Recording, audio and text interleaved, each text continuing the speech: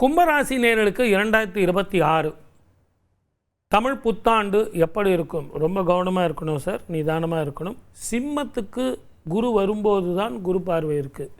மிதுனத்துலேயும் கடகத்துலேயும் இருக்கும்போது இல்லை. ரெண்டாவது ஜென்மத்தில் இருக்கக்கூடிய ராகு 12ஆம் இடத்துக்கு வரப்போகிறார். அதே மாதிரி குடும்பம் வாக்கு தனஸ்தானத்தில் சனீஸ்வரர் இருக்கார். முடிஞ்ச வரைக்கும் கோவப்படாதீங்க, விட்டு கொடுத்து போங்கோ. கணவன் மனைவி உறவில் கவனமாக இருங்க.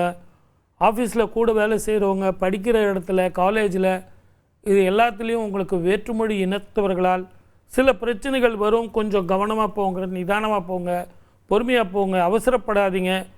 சார் எனக்கு வயசு என்ன ஆச்சு பார்த்தீங்களா சார்? இன்னும் இந்த வயசு வரைக்கும் எனக்கு திருமண தடை இருந்துக்கிட்டே இருக்க சார். நான் எப்போ கல்யாணம் பண்ணி வாழ்க்கையில் செட்டில் ஆகணும் இல்லை சார் அப்படிங்கிறவங்களுக்கு நடக்கும். ஆனால் கொஞ்சம் பொறுமையாக ஜாதகத்தை ஒரு முறை 2 முறை பார்த்து அதுக்கப்புறம் கல்யாணத்துக்கு ஓகே பண்ணுங்கள். ரெண்டாவது, வெறும் ஜோதிடத்தை மட்டுமே இந்த காலத்தில் நம்பாமல் நேரில் போய் விசாரணை பண்ணுங்கள். நீங்கள் ஆணாக இருந்தால் பெண்ணை பற்றி விசாரிங்க. நீங்கள் பெண்ணாக இருந்தால் ஆணை பற்றி, அந்த குடும்பத்தை பற்றி தெளிவாக விசாரணை பண்ணி அதுக்கப்புறம் திருமணம் பண்ணுங்கள். அதே நேரத்தில் அந்த பயோடேட்டா கரெக்டாக யாருக்கும் தெரியாதுங்களே.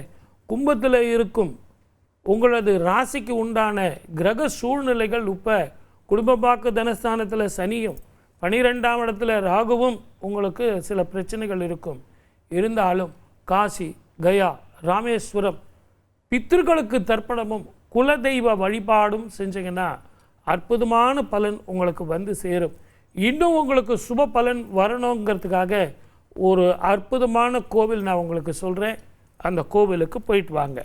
சென்னைக்கு பக்கத்தில், பொன்னேரிக்கு பக்கத்தில் பஞ்சேஷ்டி அகத்தீஸ்வரர் திருக்கோவில்.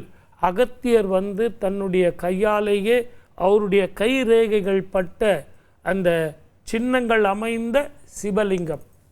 அப்படிப்பட்ட அகத்தீஸ்வரர் கோவிலுக்கு போயிட்டு வாங்க. அந்த கோவிலுக்கு போயிட்டு வெறுமனை போயிட்டு வந்தனா பிரயோஜனம் இருக்குமா?